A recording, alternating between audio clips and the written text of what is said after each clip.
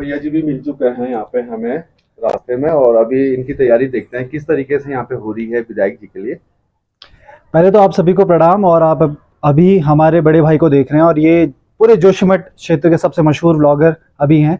और हम भगवान से प्रार्थना करेंगे कि आपके प्यार के सहारे ये पूरे उत्तराखंड और पूरे भारत के सबसे बड़े व्लॉगर बने।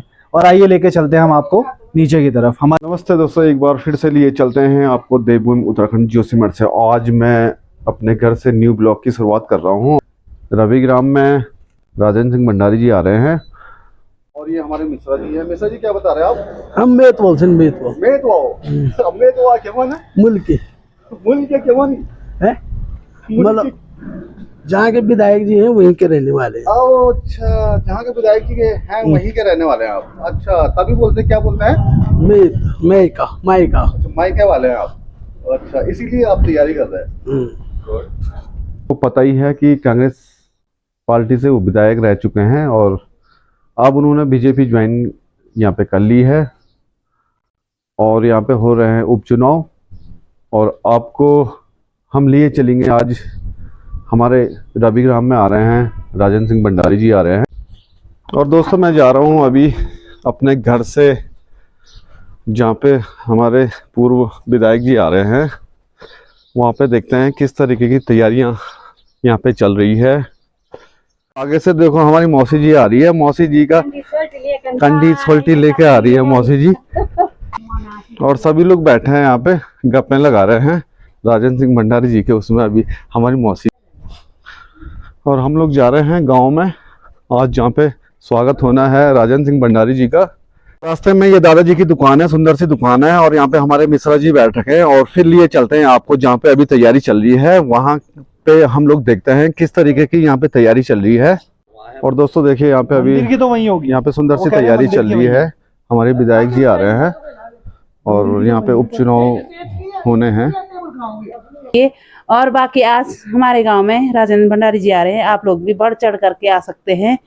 सुंदर सा हमारा रामलीला ग्राउंड है, यहाँ पे रामलीला वगैरह होती है, जो भी कार्यक्रम होते हैं तो सुंदर सा कार्यक्रम यहीं पे होता है। यहाँ पे खूबसूरत सी तैयारी चल रही है हमारी अभी, और कुर्सी वगैरह जा रहे हैं, टेबल वगैरह जाएंगे अभी जहाँ पे स्वागत होना है। और दोस्तों, अभी हमारी तैयारी हो चुकी है, यहाँ पे कुर्सी वगैरह निकल चुकी है, और जहाँ पे अभी स्वागत होना है वहाँ पे हम लोग ये कुर्सी वगैरह लेके जाएंगे और आपको सुंदर सा और आगे हम लोग दिखाएंगे। और दोस्तों, जहाँ पे हम लोग आए हैं ये रविग्राम का पंचायती भवन है। हमारे चाचा जी भी आ चुके हैं यहाँ पे। का तो बहुत बड़ा सहयोग रहता है हर किसी कार्य में, और ये सुंदर सा कार्य यहाँ पे चल रहा है आज। और दोस्तों, अभी हमारे यहाँ पे तैयारी चल रही है, और हमारे चाचा जी हैं ये, और सभी लोग हमारे भैया जी हैं सभासद जी, और ये आप तो इनको जानते ही हैं।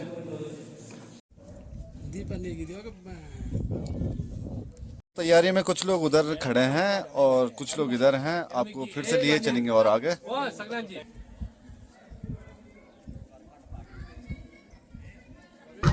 वो यहाँ पे पहुंच चुके हैं, ये देखिए आप, इनका स्वागत इस तरीके से किया जा रहा है यहाँ पे, और सुंदर सा लगता है जब किसी का यहाँ पे सभी लोग स्वागत वगैरह करते हैं।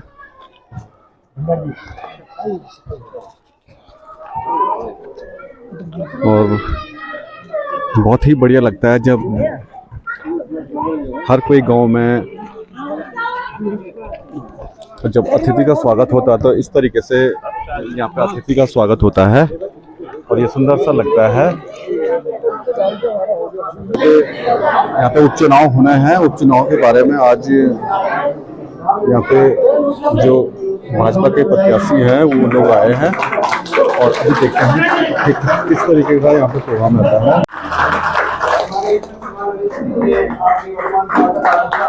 वार्ड नंबर 9 में इस विधानसभा के प्रत्याशी भारतीय जनता पार्टी से जो बनाए गए हैं, और हमारे बीच में आप आज यहाँ पर उपस्थित हो, श्रीमान राजेंद्र सिंह भंडारी जी, आपका मैं समस्त ग्रामवासियों की ओर से यहाँ पर हार्दिक स्वागत एवं अभिनंदन करता हूँ।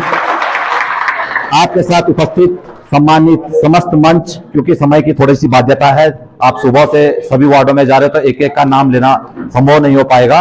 तो सभी का बहुत स्वागत है और समस्त ग्रामवासियों का खास बहुत बहुत धन्यवाद है कि आपने अपनी व्यस्तता के बाद भी आप आज यहाँ पर पहुंचे, इतनी बड़ी संख्या में आप पहुंचे हो, तो एक बहुत बड़ा सम्मान। हम इस वार्ड से संबंधित मैं कुछ 2-4 बातें माननीय प्रत्याशी जी के सामने रखना चाहूंगा कि हमारा वार्ड इस जोशीमठ नगर से सन 1993 से लोकसभा, विधानसभा एवं नगर निकाय चुनाव में हमेशा A+ का बूथ यहां का रहा है। तो इसके लिए रविग्राम बूथ के लिए एक बार जोरदार तालियां। अभी भी हम आपको आश्वस्त करते हैं कि इस बार भी ये बूथ A+ के तहत आपको पूर्ण रूप से समर्थन करता है। उसका प्रमाण आपके सामने आज यहाँ पे दिख रहा है। हालांकि बहुत व्यस्तता है, बहुत सारे लोग अपने कामों पे लगे हुए हैं, उसके पश्चात उसके बावजूद भी आज यहाँ पर इतने लोग आए हैं। तो इस बार भी A+ का ये बूथ रहेगा। और विषय मैंने कल मंत्री जी के सामने भी रखी थी और उन्होंने आश्वस्त किया था कि जो पेयजल योजना आ रही है उसको जल्द से जल्द करवाएंगे। और NTPC के द्वारा जो 16 करोड़ की योजना है उसमें बहुत बड़ा विलंब हो रहा है और उसको आप शीघ्र से शीघ्र करवाने में अगर कष्ट हो जाए तो अगले बार की किल्लत है। भाई साहब, दूसरा विषय आता है रविग्राम खेल मैदान, जिसके लिए मैं कहूंगा कि आपने ही शायद उस पर सबसे पहले टोकन मनी दिया था और हमारे महेंद्र प्रसाद भट्ट जी ने उस भूमि को युवा कल्याण एवं प्रांतीय रक्षक दल के नाम दर्ज करवाया। तो दोनों लोगों के लिए बहुत बहुत धन्यवाद है। अब सभी ग्रामवासी चाहते हैं कि यदि भूदशाओं के पश्चात भी जोशीमठ में बसावट की स्थिति बनती है और बननी भी चाहिए, क्योंकि हम लोग यहीं के लोग हैं और हम यहां को छोड़कर कहीं अन्यत्र नहीं जा सकते हैं। तो अगर यहां हमें भूदशाओं के पश्चात इसी इलाके में रहना है तो हमारी मूलभूत आवश्यकताओं में, हमारे समाज की आवश्यकताओं में एक मैदान भी एक जोशीमठ के लिए बहुत बड़ी उपलब्धि होगी। और उस मैदान के साथ साथ इस गांव के लोगों को गाड़ी खड़ी करने की, पार्किंग की व्यवस्था भी उसके साथ साथ की जाए। तो उसको मैदान के साथ साथ उसके नीचे पार्किंग बनाई जाए और ऊपर मैदान बनाया जाए। तो ये व्यवस्था अगर वहां पे हो जाती है तो समस्त ग्रामवासियों को एक सुविधा हो जाएगी भविष्य के लिए। विस्थापन और पुनर्वास जो मुद्दा है वो केवल रविग्राम का नहीं, पूरे जोशीमठ का है। और उसके तहत मैं कहूंगा कि बहुत सारी चीजें 17 महीनों से बहुत सारा संघर्ष यहाँ की पूरी जोशीमठ के सभी निवासियों ने किया है, सभी लोगों ने किया है। और आज लगभग बहुत सारी चीजें स्पष्ट भी हो चुकी है कि 1400 करोड़ रुपया आ गया है, बहुत सारे कामों के DPR बन चुकी है, बहुत सारे काम लगता है कि 2-4 महीने में शुरू हो जाएंगे। लेकिन इसके बाद भी आज जो असमंजस की स्थिति है वो ये है कि जो 1200 घर चिन्हित किए गए हैं उन 1200 घरों का क्या होगा और वो लोग कहां जाएंगे। तो आपने इससे पहले अपने 2.5 वर्ष के कार्यकाल में भी हमने स्वयं देखा है कि आप विपक्ष में थे और आपने विधानसभा में उस बिंदु को उठाया था और कहा था कि जोशीमठ के पुनर्वास के संदर्भ में कुछ क्या वार्ता हो सके, तो आपने उस पटल पे बात को रखी थी। लेकिन अब आप सरकार की तरफ से जब उस विधानसभा में पहुंचेंगे तो आप प्रमुखता से पूरे जोशीमठ के 1200 परिवारों के लिए एक ठोस नीति को लेकर हमारे बीच में जीत कर फिर से आएंगे और हम आपकी जय जयकार करेंगे, ये मैं आपको आश्वासन देता हूं।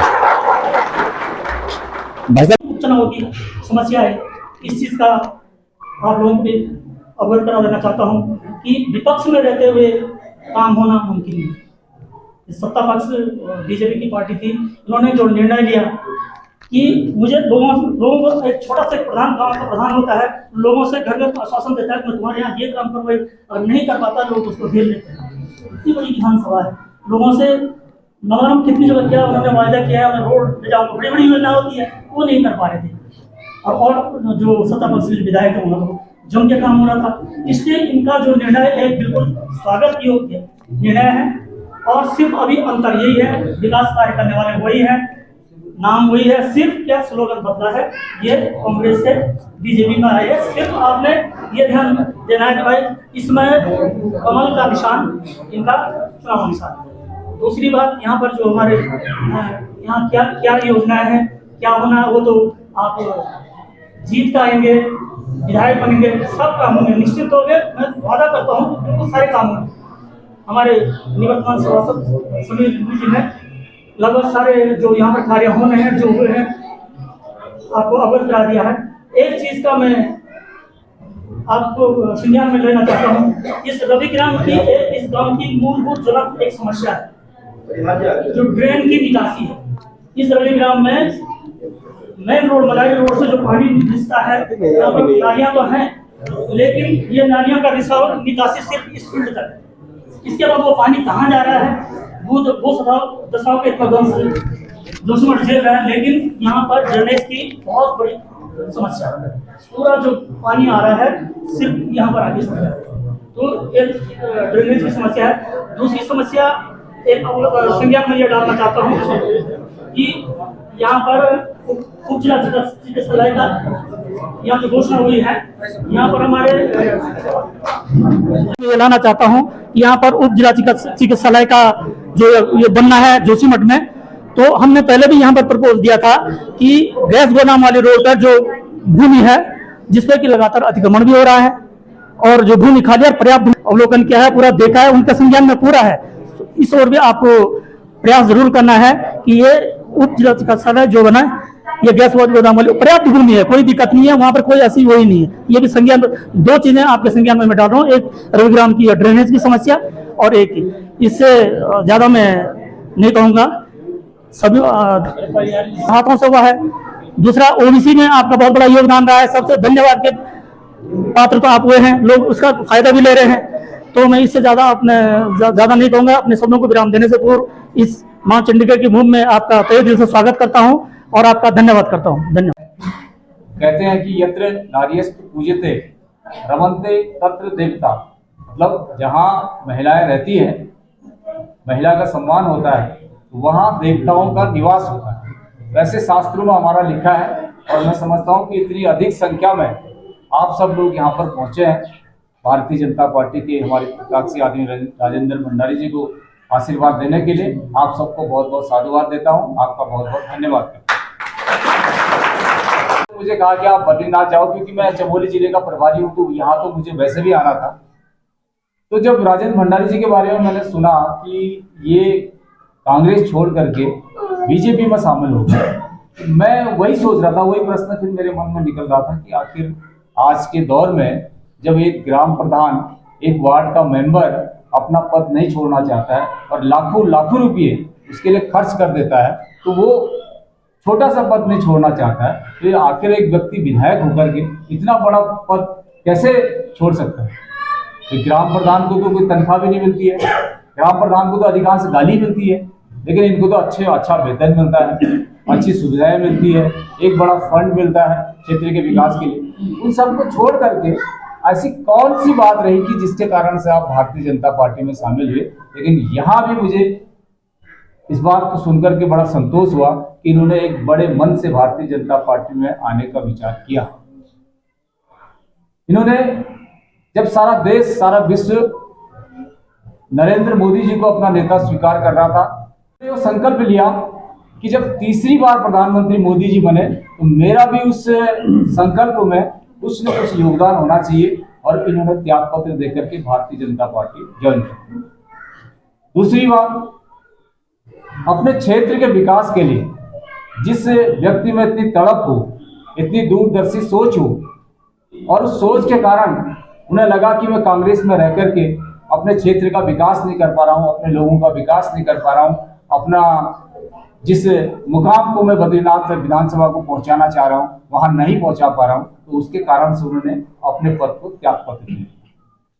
अगर आप मोटे मोटे तौर पर अगर सोचेंगे तो ये अपने लिए नहीं दिया, ये अपने क्षेत्र की जनता के लिए दिया, अपने जो आने वाले ननिहाल है उनके भविष्य के लिए दिया। तो ऐसा एक बड़ा विचार लेकर के आप इस भारतीय जनता पार्टी में शामिल हुए, मैं आपको बहुत बहुत साधुवाद देता हूं, बहुत बहुत धन्यवाद देता हूं, और अपने पार्टी के कार्यकर्ताओं को आश्वस्त भी करता हूं कि आपको सारे कार्यकर्ता बहुत मजबूती के साथ इस चुनाव में लगेंगे।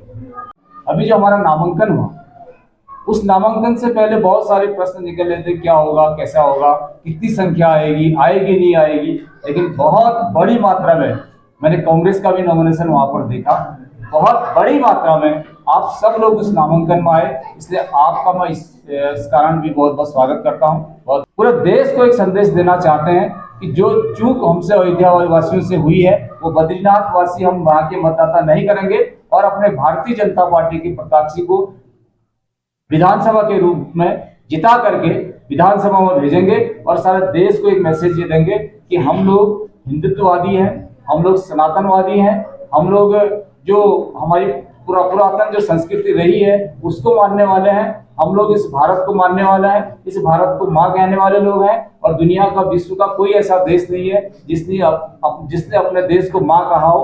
केवल और केवल कोई ऐसा देश है जिसने अपने देश को माँ के रूप में संबोधित किया हो, तो भारतवासी है, इसलिए बद्रीनाथवासी। आप सबका बहुत बहुत आभार, बहुत बहुत धन्यवाद। और तुम तो दिए होनी जाने बोले फटाफट कथा बन जाता है।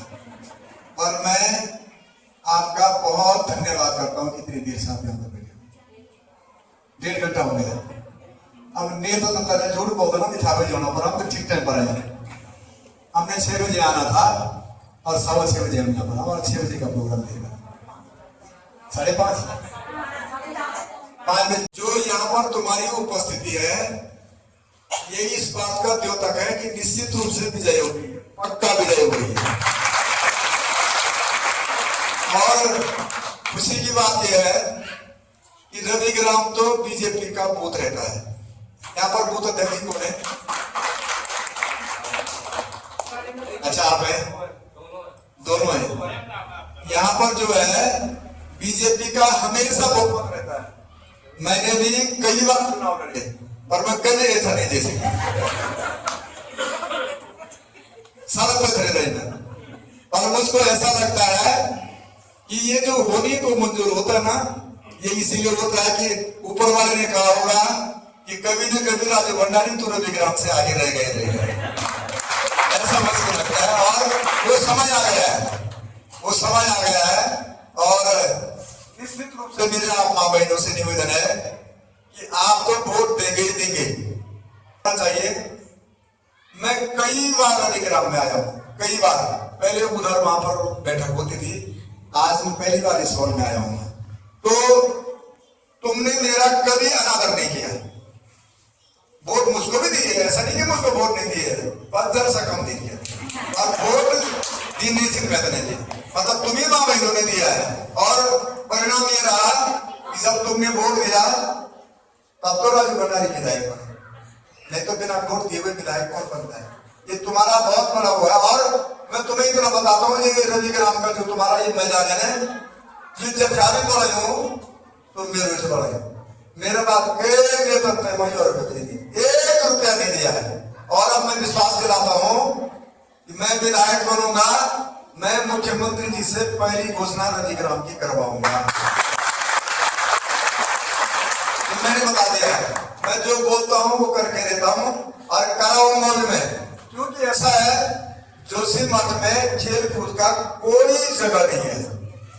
खेलना है, मेले होने हैं, सभाएं होनी है, कहाँ जाएगा आदमी? कोई जगह ही नहीं है।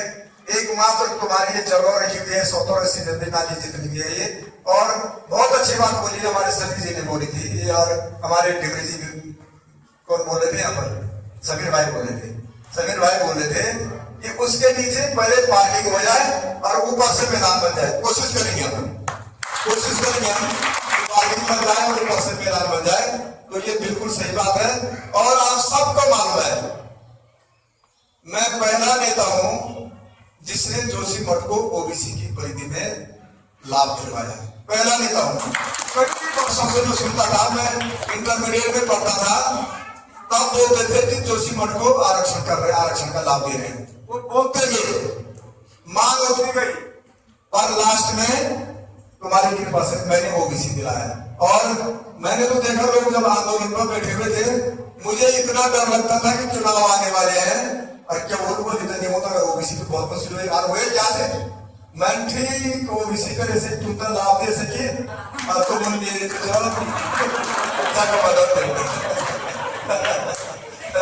मैं जीता ही नहीं उस साल। मैंने जब जोशीमठ को ओबीसी में दिलाया, 40-45 हजार लोगों को वो लाभ मिल रहा है, 40-45 हजार। और उस साल में नहीं जीता। तब मुझको लगा कि काम करी धरती बहुत ज्यादा फायदा नहीं है, खाली छोटी मार दी, झूठ बोल दी, बोल दी, अपने बड़े हमारा काम चले। क्योंकि नेता तो ऐसे करते हैं। और हम सोचते हैं कि हम जो बोले उसका अक्षर स्व पालन भी करें, नहीं तो लोगों का विश्वास हट जाएगा। कोई नेता अगर एक बात झूठ बोलेगा ना, तो दोबारा लोग उसके झांसे में आने वाले नहीं है। अगर हम झूठ बोलने वाले होते, भगने वाले होते, तो 3-4 बार विधायक बनते क्या तुम्हारी कृपा से? कौन सा कोई में 3-4 बार विधायक? कोई भी जो मैं बोले, हमने झूठ नहीं बोला, सत्य बोला, निष्ठा पर रहे, लोगों का काम किया, विकास किया। आज जोशीमठ के जिन भी गांवों में सड़क जा रही है, जिन भी गांवों में, वो सारी सड़कें मैंने स्वीकृत करके सबका शासनादेश मैंने करेगा। सारी सड़कों का जितने भी सड़कें हैं सबका शासनादेश मैंने कराया। तो ऐसा नहीं कि हम लोग बैठे रहे। आज यही ढाक में तुम्हारा पॉलिटेक्निक कॉलेज है, वो पॉलिटेक्निक कॉलेज मैंने उठाया, क्योंकि हम विकास करते हैं, विकास के नाम पर वोट मांगते हैं, और उसी के आधार पर हमारी राजनीति भी चल रही है। इस समय तुम बनावला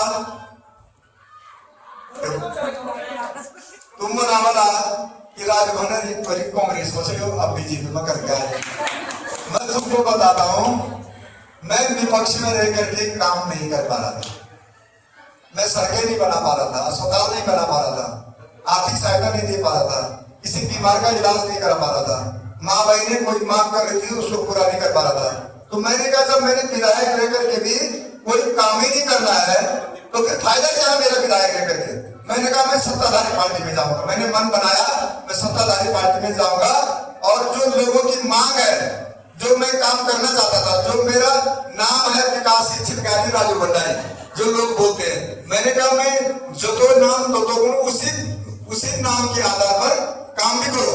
और मैंने कांग्रेस पार्टी त्याग दी। और मुझे तुम तो ये भी बता, तुम कांग्रेस पार्टी में जठावी पदाधिकारी चिन्ह सब बेचित पड़े दोनों प्रचार करना, और वोट कंप्यूटर जेतन नहीं तने दो। ये भी बता रहा हूँ तो राजी बात बता रहा हूँ, क्योंकि वो मुझसे अलग नहीं हो सकते होगी, क्योंकि लंबा साथ रहा है और अच्छा साथ रहा है। तो भी वोट पढ़ने पड़ से तो वोट नहीं पढ़ना, तुम्हारे वोट नहीं पढ़ने कथा वोट होनी चाहिए। कई वोट भेजा नहीं, जे आदमी का वोट भेजा तो सोचे तब जितने सो ये सब। महिला मंगल दल के लिए कमरे की व्यवस्था चाहिए, और हमारा सामान जो अस्त व्यस्त हो रहा है उसके लिए हमें कमरे दिलाने के कष्ट और कमरे बनाने के लिए जगह